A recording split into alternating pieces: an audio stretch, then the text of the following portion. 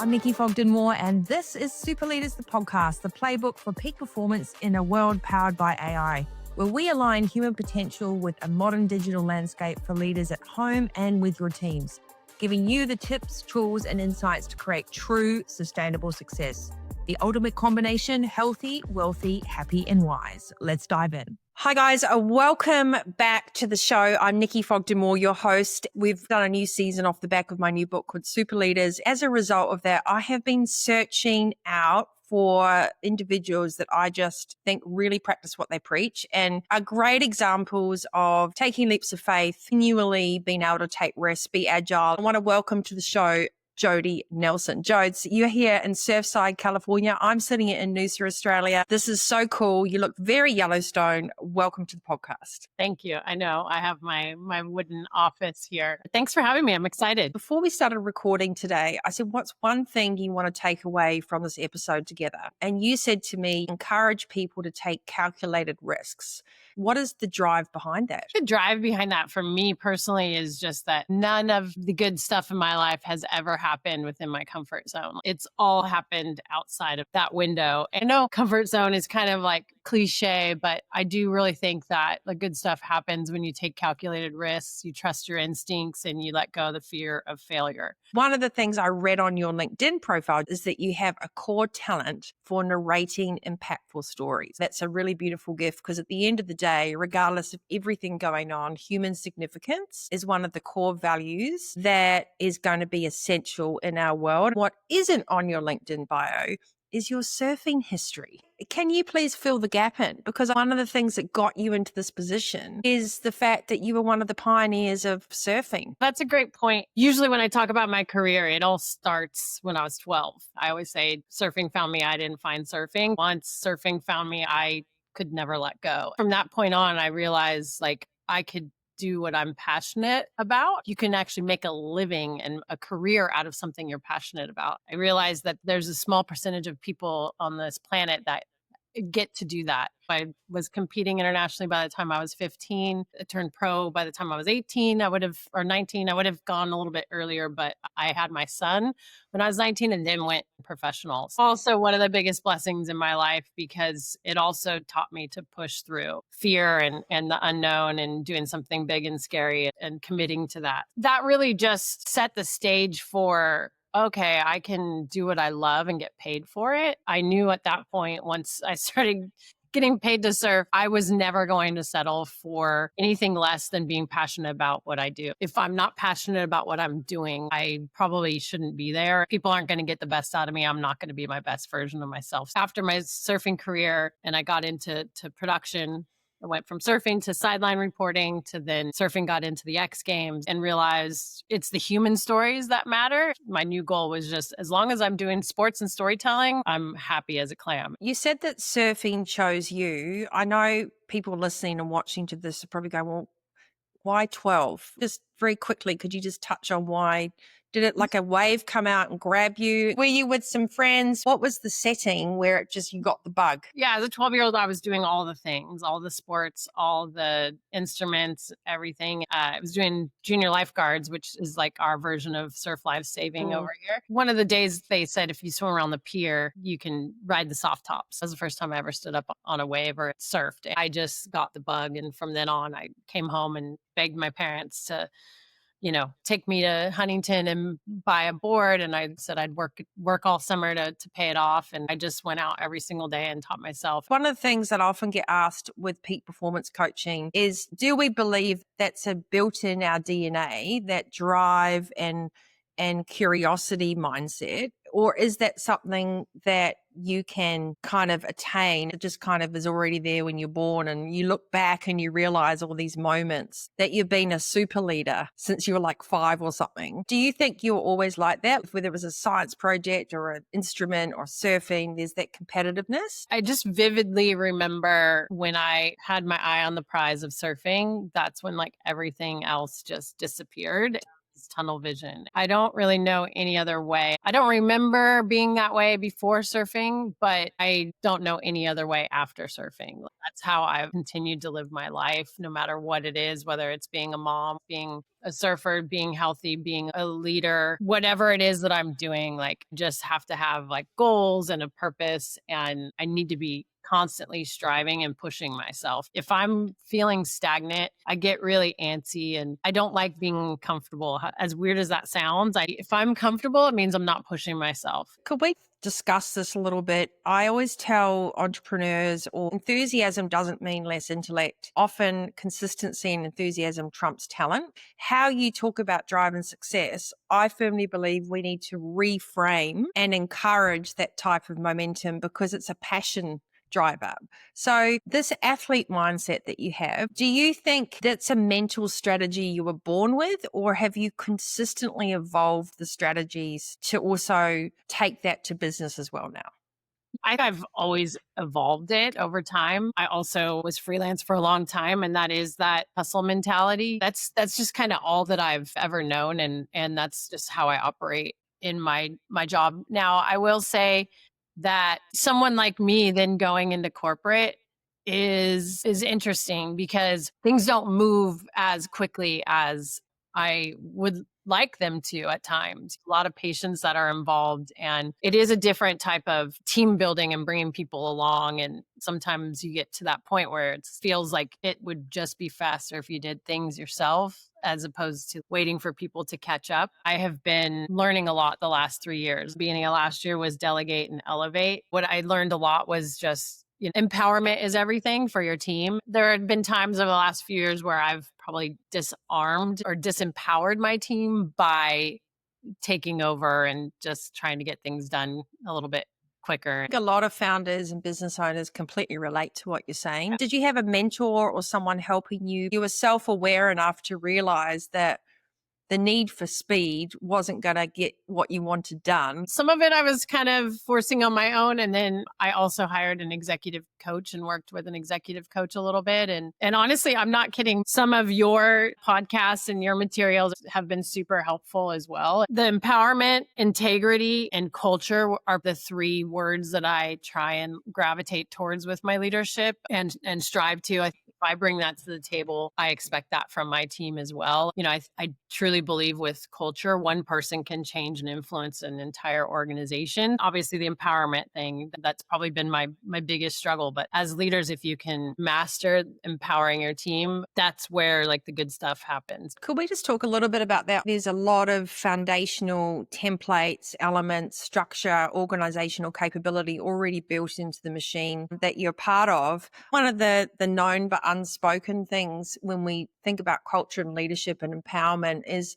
giving so many chances to someone who quite clearly is not meeting you. Instead of parent-child relationships in an organization, it's really adult to adult. Is there a strategy you've had to deploy that says hire slow, fire fast? Is it a collective movement to go that person doesn't fit? Is it a natural attrition because the culture squeezes that person out? I'm kind of a two strike kind of a person. I don't like to get to three. And that's with across my career, just working with vendors, working with production partners, working with contractors. 3 chances is one too many for me. I don't personally like to go past 2. As long as you're willing to give radical feedback and have that relationship where you're giving real feedback and you're getting after it in the beginning. If you're willing to have those hard discussions and do it early and you expect change and there's no change, it's I think a third time is hard. When you're working in a big corporation, there's a lot that goes into hiring people and going through that whole process. So, but for me, I'd rather like rip the Band-Aid off is my take. I'm passionate about this whole thing of think like a CEO, act like an athlete, and be like a Buddha, which is stay calm, self-regulate. Those are kind of like the trifecta for me. Mastering flow and peak performance is a subject that we both love. And you've been at the forefront of action sports as an athlete, but also in businesses. How do you tap into and sustain peak performance physically and mentally for yourself? It is coming at it with that athlete mindset. If I'm not taking care of myself, how can I be a good leader? It just doesn't work.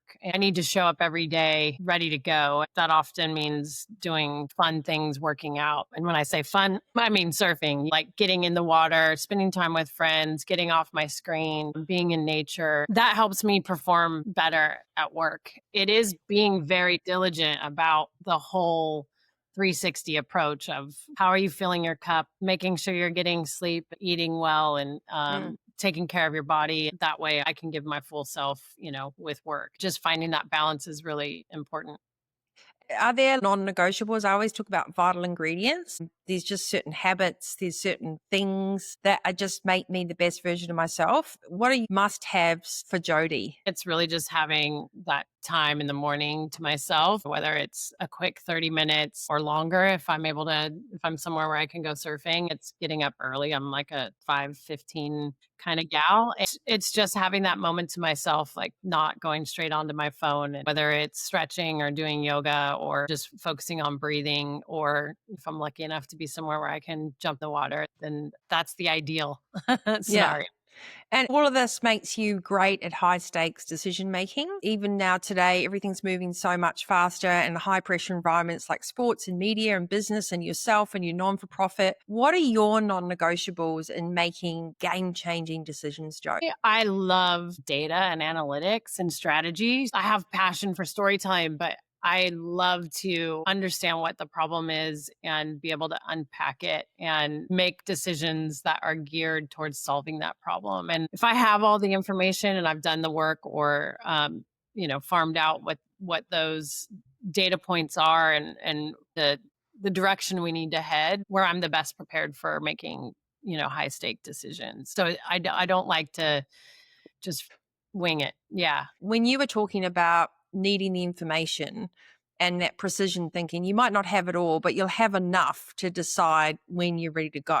As you were talking about that, I was just thinking about the feeling that it must be when you're prepping for this. You've got fear, your heart rate, you coach yourself into the zone, and then you've got to trust your jet ski driver and everyone's involved. I feel like that's what entrepreneurs are just surfing pipeline at the moment. I feel like the ability to translate the top performance mindset of athletes into business is so crucial. You've had all that experience for 20 years. So it comes naturally for you to, even before you walk into a production meeting or a pitch, to probably just regulate your breathing and slow everything down, because that's how you prepare to drop it. Yeah. I'll give you a quick story. I will never forget this moment I had at Steamer Lane up in Santa Cruz, where I got held under for 2 waves. This was before I ever did like big wave breathing training or anything like that. I was panicking and fighting and running out of air. Thought I was going to die. I was like, oh, okay, I guess this is it. I'm going to die now. I'm going to drown. I just let go and relaxed. That's when I came to the surface, and I was like, oh, okay. Now I get it. At that point, I did a lot of training. I did the jet ski training. I did the pool training. I did the breathing training, so that when I was in that scenario again, I knew I had done all the work, that I shouldn't fight it, that I just needed to relax. That's when I would come to the surface. In a nutshell, is a lesson that I have learned from surfing that I do take into my life. If you have done all the preparation ahead of time, the work's done. Live is a lot like that, where you do all this preparation and then you go on air and shit can hit the fan and everything can fall apart. But if you've done all the work and the preparation, you have ways to pivot, and you know how to pivot in that high stress, high stakes environment. Work with 12 founders, business owners, and CEOs a year. That's it. And then I run the boardroom retreats and everything else. One of the things I do is I treat my P&L with all my founders and clients. It is holistic. There's all sorts of different elements on the P&L. It's not just financial acuity, it's mindset, it's physical performance. We do a lot of breath work. Someone said to me the other day, why do you have your jet ski license and why are you doing all this breath work? I said, because I love seeing what my potential can be, and everything I do to make me precise in my body makes me fantastic at life. It's not just about running a business for profit. It's actually really enjoying the journey. And I feel like running a business is like surfing. You have to wait, you have to find the timing, and then you could be out there for hours, catch a big wave. Even me, who's like a dyslexic giraffe on a board, loves the feeling of surfing. And that's the same feeling I have in the business and what we're doing now more than ever, with everything we've got at our fingertips. The only thing that we need to do is upgrade our operating system inside ourselves. It's so interesting to me why there's this reticence and this over purchase of all these tools, but this underutilization of the basic habits to be a peak performer, which is preparation, visualization. Manifestation isn't something you put on Instagram. It's an embodiment. So as an athlete, you embody all those situations so that you've got this mental muscle. And that's what entrepreneurs are doing. We're in this new landscape. So what's one unconventional decision that you've made that maybe was a big risk that led to a breakthrough because of who you are and because you were able to operate like that when everyone else was probably just playing safe? Do you have one thing in your business world or in your life where you really took a leap and a decision, but you knew that it was a calculated risk? I get these gut kind of instinct things often, not super often. The big ones, when they come, are scary because I know I can't deny them. I would say the biggest one I had was when I was transitioning from being a professional surfer to what was next in my career as a single mom. I had a friend who was battling breast cancer, and I decided to do this paddle, kind of pep talk her into continuing to fight. I was going to chemo with her, and I would watch her suffer.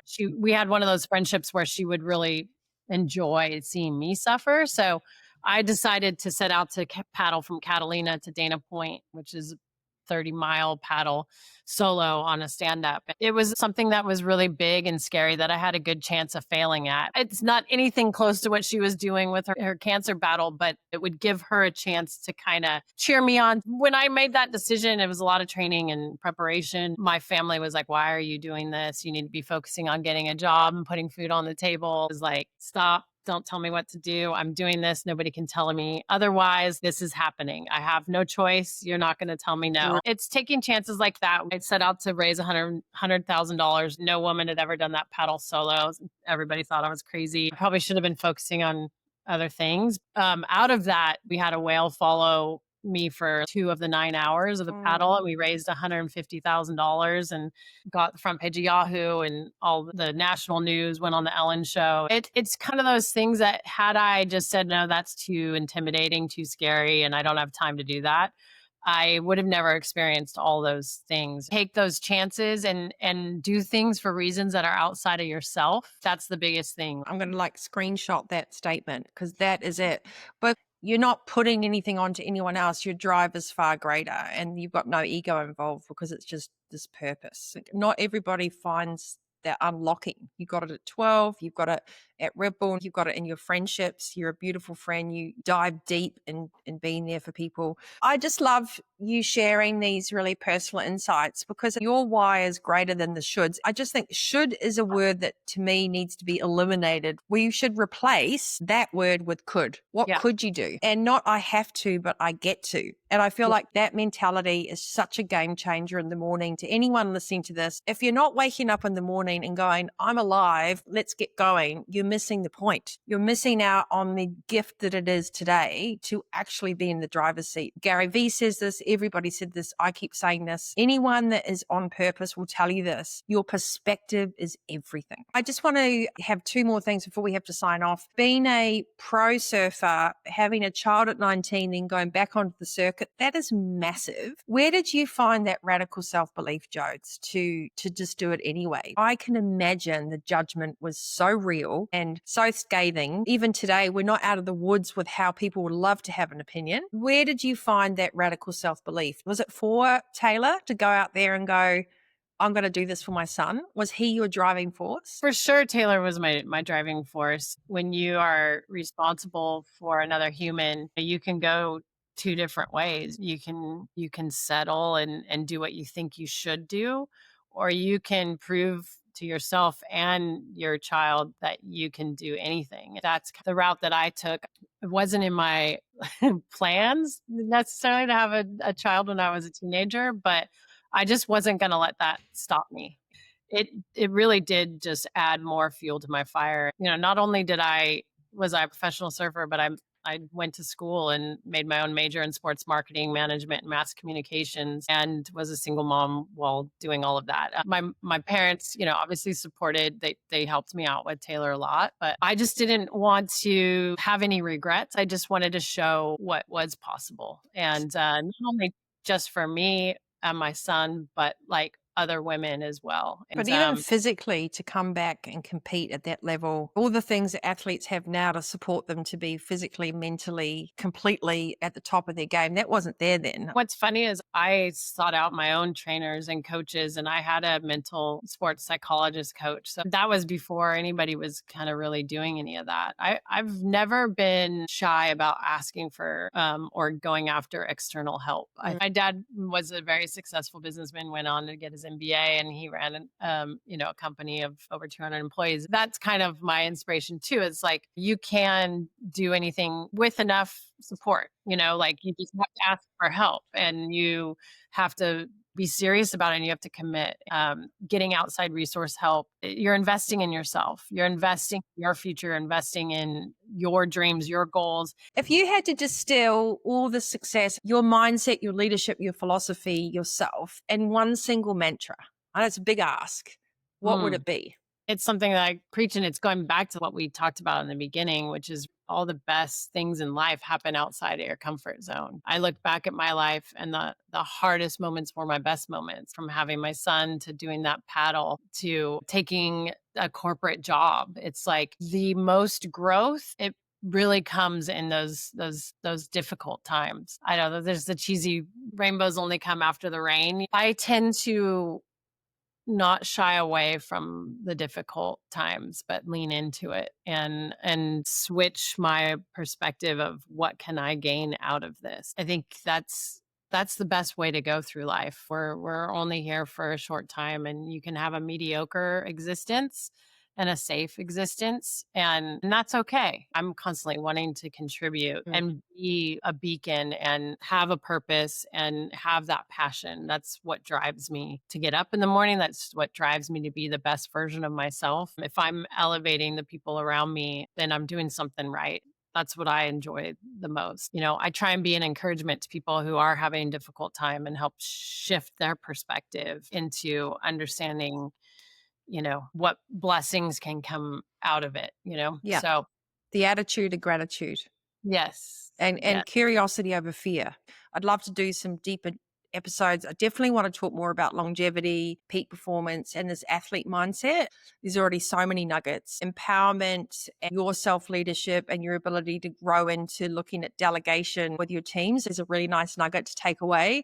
Your paddle with purpose, a non-for-profit, we're definitely going to be talking about that. It's such an honorable thing, and well done, 2011 to now, and it's still going strong. I know that, everyone around you gets the ripple effect of that excitement. Your joy, what I call Kermit the Frog approach to just surfing and everything else. I think childlike spirit is what keeps us energized. It's great to see that. Also, the tips that you provided on 2 strikes. I feel like that's not harsh. That's very practical, and you've learned through that, which is it's better for everyone to sit in your truth. Like conversations based in truth. When you're coming from your truth, it's never conflict because you're not trying to position yourself, negotiate, or sell a situation, just owning your truth. We also spoke about human significance and storytelling and bringing that to the forefront of everything we do in leadership and businesses and brands. Despite what's on Instagram and social media and what's out in the market, this is the time even more where your relevance and truth and authenticity have such a place. And AI isn't going to damage that. It's going to give us more of a reason to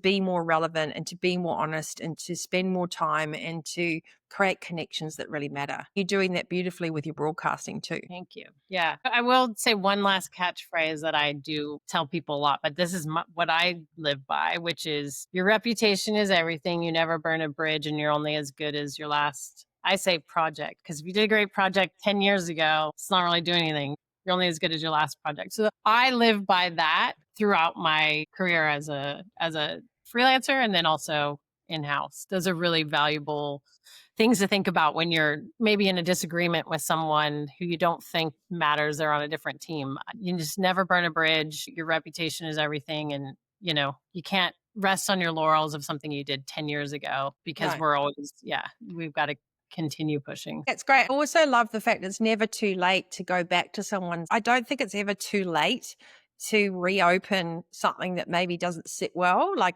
just remove resentment, remove jealousy. Like I always say to everyone, if something inspires you or someone inspires you, attribute to that. It costs you nothing to attribute where you got inspired from. It's the cheapest way to do the right thing. Eventually, that just makes the world stronger. You're not diminishing your own value by sharing something you've got from someone else if you attribute that. If anyone's got questions after the show and comments, we'd love to hear from you. I'm just really grateful that you take time out of your day to share your wisdom and your experiences, also just the human aspect of showing up. I appreciate you having me. It's been fun. Next time you can tune in, Nikki Fogden-Moore. This is Jodie Nelson. This is the new series, Super Leaders. As always, you are in the driver's seat of life. Healthy, wealthy, and wise is the ultimate trifecta of sustainable success. I hope you enjoyed this episode. We'll see you next time on the show. You've been listening to Super Leaders, the podcast, the show where CEOs, founders, and elite thinkers decode what really works in leadership, life, and AI. I'm Nikki Fogden-Moore, and we're here to break through the hype and bring you raw, real conversations from beyond the boardroom. Keep your edge, train your mindset, and lead with purpose. Download the workbook and join our movement inside the Accelerate app on nikkifogdenmoore.com. Until next time, stay healthy, happy, wealthy, and wise.